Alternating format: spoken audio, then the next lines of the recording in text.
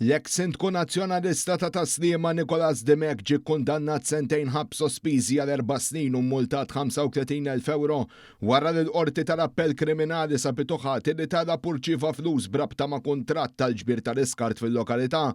Demek kien ġimix li bejn 2009 u l-2010 bħala uffiċjal pubbliku li talab jew irċiva flus li ma kinux dovuti lilu iffalsifika dokumenti u wettaq ħasil ta' flus. Fl-2023 kien ġie liberat mill-akkużi kollha iżda l-Uffiċċju tal-Avukat Ġenerali appella mis-sentenza wara li eżaminat mill-ġdid il-profil imħallef Natasha Gallia Xiberrassa bitoħati fuq każ relatat ma' pagamenti minn Joseph Vella sit Velio Services.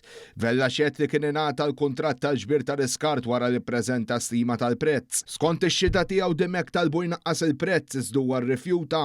Aktar tard meta kien ilu xhur ma jitħallas Demek allegatament qallu li ma kienx se joħroġlu l-ħlas jekk ma jagħtihx 10% tal-ammont dovut. Wara pressjoni u teddid Vella qalli jaċċetta. Il-qorti jemnet il-verżjoni ta' Vella u osservat li ċ-ċekkijiet li nħarġu favur Demek kienu jikkorrispondu għal 10% tal-valur net tal-pagamenti li Vella kien irċieva mill-Kunsill Lokali.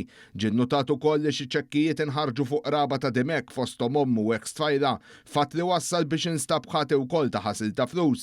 Minn barra s-sentenza ta' sentejn ħabs sospiżi u l-multa, il-qorti ordnat li Demek jagħti lura 24,482 euro lill-Gvern.